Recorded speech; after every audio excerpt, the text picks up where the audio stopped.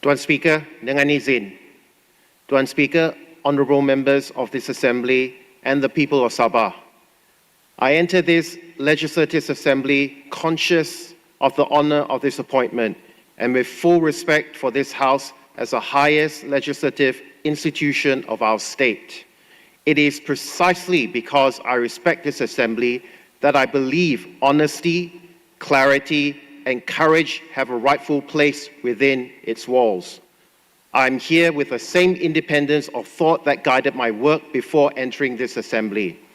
An independence shaped not by politics, but by years of questioning why Sabah continues to fall short of its true potential. Tuan Speaker, as this Assembly debates the state budget, allow me to anchor my maiden speech within that context. A budget is more than figures. It is a statement of what we are willing to fix, what standards we are prepared to enforce, and how seriously we take our obligations to the people. The points I raise today go to the foundations that determine whether any budget, including this one, can genuinely deliver for Sabahans. Tuan Speaker, allow me to share one reflection that illustrates a wider reality faced by many Sabahans. After I wrote about Sabah's 40% entitlement, I received a message from an ordinary Sabahan. He said, "If what you wrote is true, then for decades we were denied what was ours, and nobody told us." That message was confronting, not because it was emotional, but because it was honest.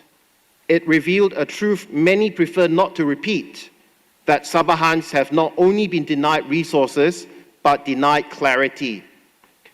Silence has a cost, and Sabahans have paid that cost for far too long. Sabah's struggles are not only the result of natural disasters, they are predictable consequences of systems that have been allowed to weaken, stall, or serve the wrong interests. Daily power cuts, dry taps, approvals that depend on who you know rather than what the law requires, institutions that bend when they should stand firm. These are not inconveniences, they are failures, and failures have causes. Sabah is not poor, Sabah has been poorly served. Our people work hard, they endure quietly, but endurance should never be mistaken for acceptance. Sabahans want clarity, fairness, and standards, and they have waited long enough. Governance is not an exercise in comfort, it is the discipline to do what is necessary, not merely what is convenient. I will not applaud half measures, I will not defend dysfunction. This Assembly should never treat scrutiny as inconvenience. If we are serious about Sabah's future, then we must fix the foundations. A planning system that obeys the law, not personalities. Utilities that work every day, not only during press releases. GLCs that serve the public interests, not political calendars. A civil service with the freedom to say no and the protection when they do. These are the basics of a functioning state. A state that lowers its standards, lowers its future. As this Assembly debates the state budget, allow me to apply that principle in practical terms. A serious government fixes what is broken before it builds what is new.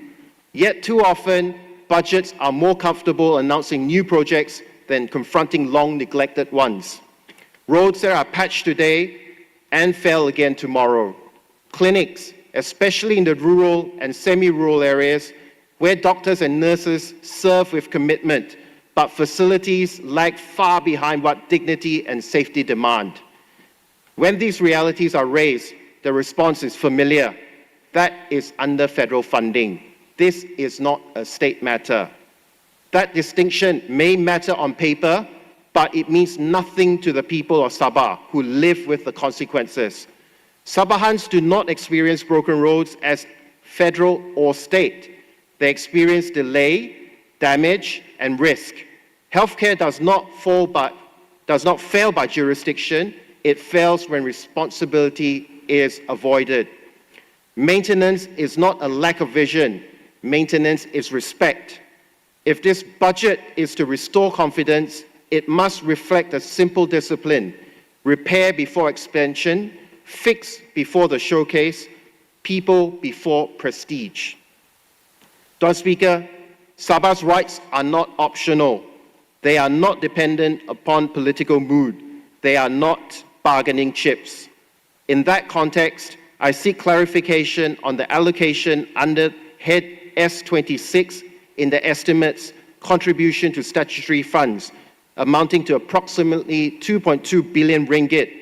Specifically, which statutory funds are involved and for what purposes are these contributions made for?